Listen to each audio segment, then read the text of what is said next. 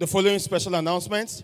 Congratulations on the full delivery of Operation 615.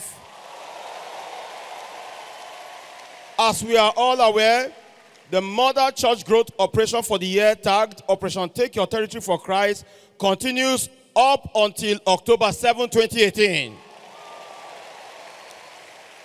But we must know that the great harvest for the just concluded Operation 615 leaves us with a responsibility both as individuals and soul-winning partnership to ensure that these new converts are established both in the faith and in this church.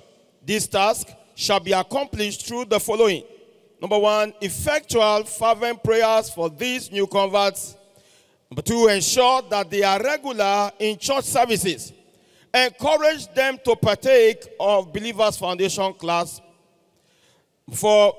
Join the Winner Settler Fellowship, WSF. That is a weekly house-to-house fellowship that holds on Saturdays.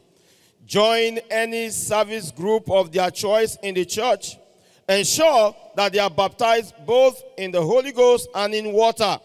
Encourage them to go through the basic certificate course as BCC at the Word of Faith Bible Institute, WOFB.